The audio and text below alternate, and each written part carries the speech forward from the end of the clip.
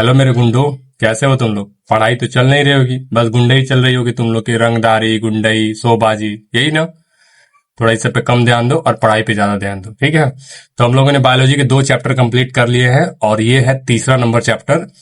और ये भी जय प्रक्रम का ही एक पार्ट होता है। बताया गया आप लोगों के 5 तरह के होते हैं जय प्रक्रम पूरे जीवों में। तो पहला कौन है पोषण, दूसरा कौन है श्वसन, और तीसरा जो आज पढ़ने जा रहे हैं उसका नाम है परिवहन। इसका नाम क्या है, परिवहन।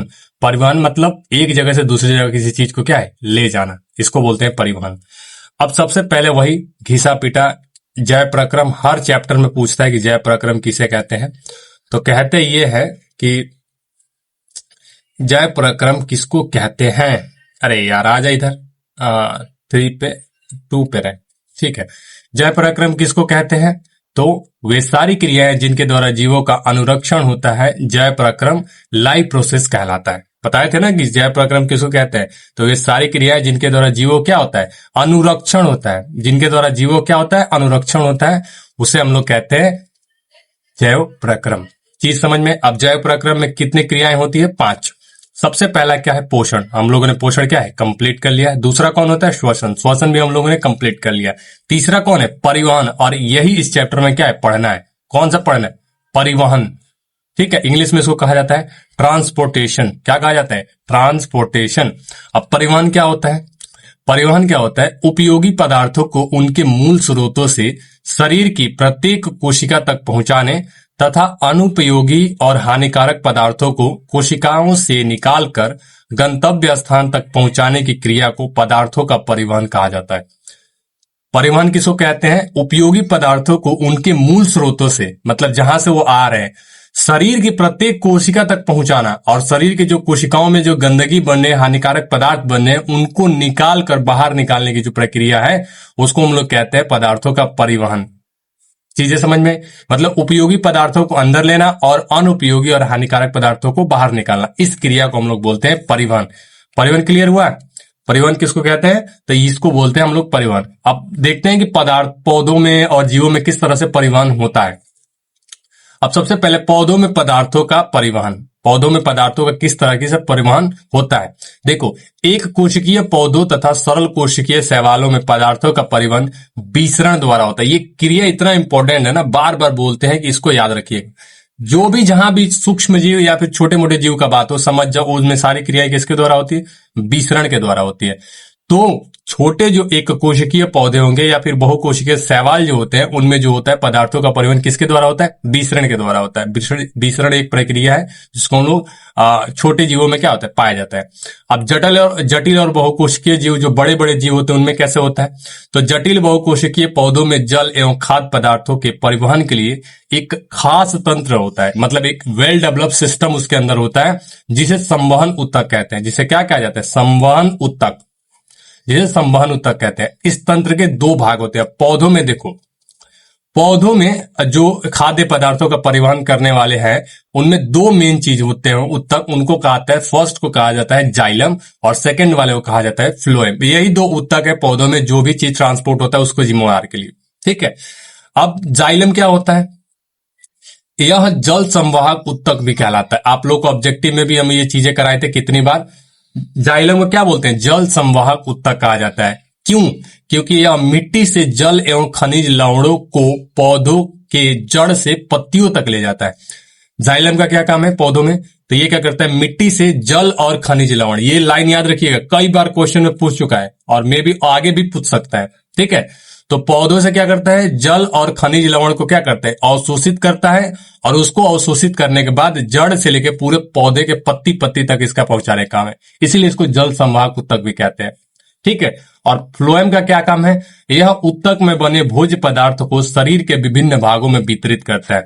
जो पौधा है ना, तो पौधा खाना कहाँ बनता है, पत्तियों में बनता है। पत्तियों में प्रकाश संश्लेषण होता है, प्रकाश संश्लेषण के बाद से क्या होता है, खाना बनता है। तो उस खाने को पौधे के विभिन्न भागों में और जड़ तक पहुंचाने का काम किसका है, जाइलम का है। तो फ्लोएम का है। जाइलम क्या करता है, जल और खनिज लवणों का संवहन करता है, और फ्लोएम क्या करता है, ये भोज्य पदार्थों का संवहन करता है। किसका करता है, भोज्य पदार्थों का संवहन करता है पौधे के विभिन्न भाग में। अब दोनों में अंतर देख लो, ये अंतर भी 2 नंबर में पूछता है। ठीक है, अंतर भी कितना में 2 नंबर में पूछा है कई बार। ठीक है, कि जाइलम और फ्लोएम में क्या अंतर है। तो देखो जाइलम और फ्लोएम में क्या क्या अंतर होता है। इधर जाइलम है और इधर क्या है, फ्लोएम है। सबसे पहला नंबर, जाइलम में इसकी कोशिकाएं मृत होती है। जाइलम की कोशिकाएं कैसी होती है, डेड होती है, मृत होती है। लेकिन फ्लोएम की कोशिका जो होती है कैसी होती है, जीवित होती है। ये पहला है, पहला डिफरेंस क्या है। जाइलम में जो कोशिकाएं पाई जाती है वो क्या होती है, जीवित होती है। ये उत्तक है ना, तो उत्तक किससे मिलकर बना होता है, कोशिकाओं से। तो जाइलम जिन कोशिकाओं से मिलकर बना होगा उसकी कोशिकाएं कैसी होती, मृत होंगी। लेकिन फ्लोएम की जो कोशिका होगी कैसी होगी, जीवित होगी। दूसरा, यह जल एवं घुलित खनिज लवणों का स्थानांतरण करता है। जाइलम का क्या काम है, घुलित जल और खनिज लवण का, यहाँ पे एल हो गया है, खनिज लवण का क्या करता है, स्थानांतरण करता है। और फ्लोएम क्या करता है, यह खाद्य पदार्थों का स्थानांतरण करता है। दोनों का काम अलग अलग है, कि जल करता है और वो खाना पानी करता है, सॉरी खाना करता है खाली। तीसरा, इसमें जल एवं घुलित खनिज लवणों का बहाव ऊपर की ओर होता है और इसमें खाद्य पदार्थों का परिवहन ऊपर और नीचे दोनों की ओर होता है। खाद्य पदार्थों का परिवहन ऊपर और नीचे दोनों तरफ होता है। जाइलम क्या है कि मिट्टी में से, जड़ द्वारा मिट्टी में से क्या करता है, जो सूखा गया जल और खनिज लवण उसको लेकर ऊपर तक जाता है, ऊपर जाता है। लेकिन क्या है कि फ्लोएम क्या करता है, फ्लोएम जो है ऊपर जो भोजन बनता है उसको दोनों तरफ और फिर नीचे भी लेके आता है। तो ये 3 अंतर याद रखिएगा। पहला अंतर क्या है, जाइलम की कोशिका मृत होती है, डेड होती है। दूसरा, फ्लोएम की कोशिका क्या होती है, जीवित होती है। जाइलम क्या काम है, जाइलम जल और घुलित खनिज लवणों का क्या करता है, ऊपर की ओर लेके जाता है। और फ्लोएम क्या करता है, नीचे की ओर खाद्य पदार्थों को लेके आता है। ये है मेन डिफरेंस। ये 2 नंबर या 3 नंबर में कभी कोई क्वेश्चन पूछता है बिहार बोर्ड में, याद रखिएगा। ठीक है, अब आगे बढ़ते हैं। पौधों में पदार्थों के परिवहन की क्रिया विधि। अब कैसे पदार्थ या जल या खनिज लवण कैसे एक जगह से दूसरी जगह ट्रांसफर होते हैं, इस चीज के बारे में देखते हैं। देखो, पौधों में जल एवं खनिज लवणों का परिवहन 2 तरीके से हो सकता है। 2 तरह से क्या होता है। पहला जो प्रक्रिया है उसको बोलते हैं हम लोग स्थानांतरण, इसको बोलते हैं ट्रांसफर। और दूसरा जो प्रक्रिया है इसको हम लोग कहते हैं वाष्पोत्सर्जन, ट्रांसपायरेशन। पौधों में पदार्थों का परिवहन 2 तरीके से हो सकता है। पहला क्या, ट्रांसफर है। दूसरा क्या, वाष्पोत्सर्जन है, ट्रांसपायरेशन है। ठीक है, अब स्थानांतरण क्या होता है। सबसे पहले, पौधों के एक भाग से दूसरे भाग में खाद्य पदार्थों के जलीय घोल के आने जाने को खाद्य पदार्थों का क्या कहा जाता है, स्थानांतरण कहा जाता है। खाना जो होता है ना, जो पौधों में ग्लूकोज बनता है, तो ये नहीं कि ग्लूकोज का ढेला उसमें जाता है। ग्लूकोज वाटर में घुलनशील होता है और वो मतलब जो घुला हुआ घुलित खनिज लवण है वो क्या होता है, एक जगह से दूसरी जगह क्या होता है, ट्रैवल होता है। तो याद रखिएगा, खाद्य पदार्थों का जलीय घोल मतलब पानी में घुले हुए खाद्य पदार्थ एक जगह से दूसरी जगह ट्रांसफर होते हैं। और इस खाद्य पदार्थों का जो ट्रांसफर होता है उसको बोलते हैं स्थानांतरण। ठीक, खाद्य पदार्थों एवं अन्य पदार्थों जैसे एमिनो अम्ल का स्थानांतरण पौधों में सदा अधिक सांद्रता वाले भाग से कम सांद्रता वाले भागों की ओर होता है। जब भी ट्रांसफर होगा, स्थानांतरण होगा, तो याद रखिएगा किसी भी चीज का ट्रांसफर होगा तो जिधर ज्यादा है सांद्रता उधर से, जिधर कम है उधर होगा। चीजें क्लियर हो रही है क्या बोल रहा हूं। मतलब अगर मान चलो एक साइड अगर खनिज लवण ज्यादा है और दूसरी साइड क्या है, कम है, तो ज्यादा जिधर ज्यादा है उधर से कहां पे आएगा, कम की ओर आएगा। ये चीजें याद रखिएगा। तो अधिक सांद्रता वाले जगह से कहां पे जाता है, कम सांद्रता वाले जगह पे जाता है। अधिक सांद्रता वाले भाग को संभरण सिरा, सप्लाई एंड कहा जाता है। और कम सांद्रता वाले भाग को क्या कहते हैं, उपभोग सिरा, कंजम्पशन एंड कहा जाता है। ये दोनों जो पॉइंट दिया है ना यहाँ पे, इसको ना एकदम मोस्ट इंपॉर्टेंट समझ लो और लिख लो कॉपी में। क्यों, क्योंकि ये बहुत बार पूछता है एग्जाम में।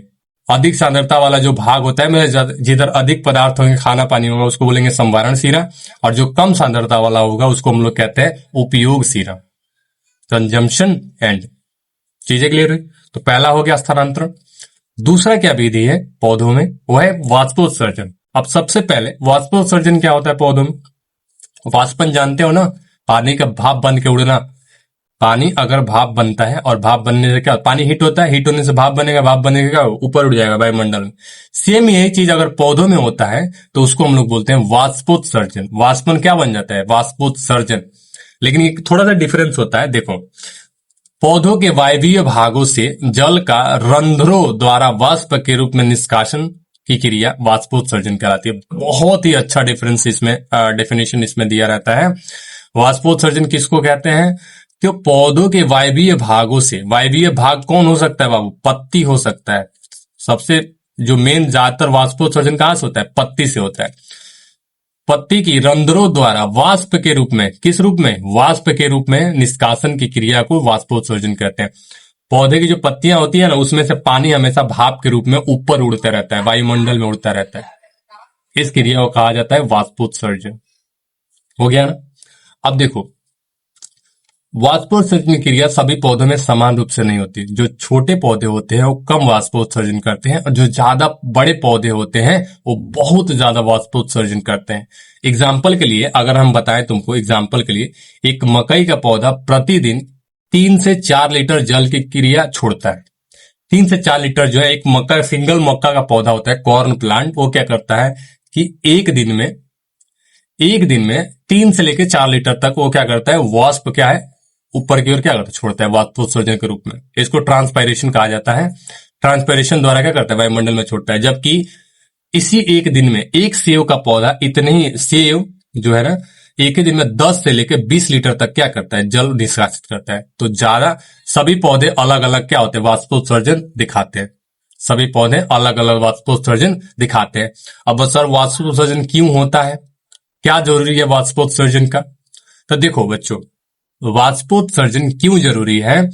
क्योंकि जब वाष्पोत्सर्जन होगा तभी चीजें क्या होंगी, एक जगह से दूसरी जगह क्या होंगी, ट्रांसफर हो पाएंगी। जैसे पौधे के मूल से, मूल मतलब होता है जड़, मूल से चोटी मतलब सबसे टॉप पे, सबसे नीचे से सबसे टॉप पे तक लगातार जल की धारा वाष्पोत्सर्जन के द्वारा ही प्रभावित होती है। अगर पौधे को ना जल खींचना है ना, तो जल जब तक वाष्पोत्सर्जन नहीं होगा तब तक खींच नहीं पाएगा। मतलब जल को खींचने के लिए पौधों को वाष्पोत्सर्जन करना ही पड़ेगा। दूसरा क्या महत्व है, यह खनिज अवशोषण एवं परिवहन में भी सहायता करते हैं।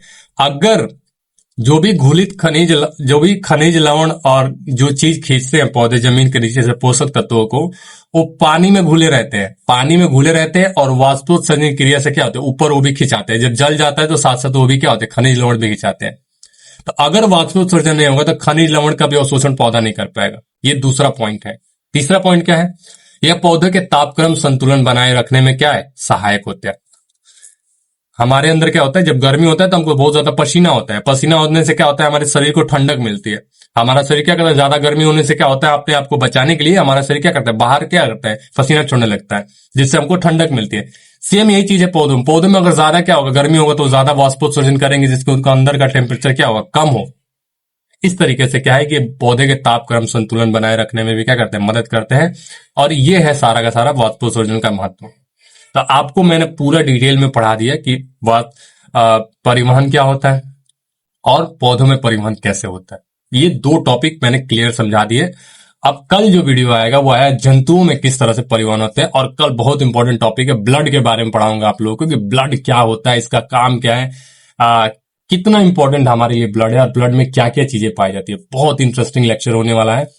तो अगर कल का लेक्चर मिस नहीं करना है तो चैनल को अभी सब्सक्राइब कर लो, और वीडियो को अभी से लाइक कर दो। मिलते हैं नेक्स्ट वीडियो में, तब तक के लिए आप तैयारी करते रहिए 2027 के लिए। मिलते हैं नेक्स्ट वीडियो में, तब तक के लिए गुड लक।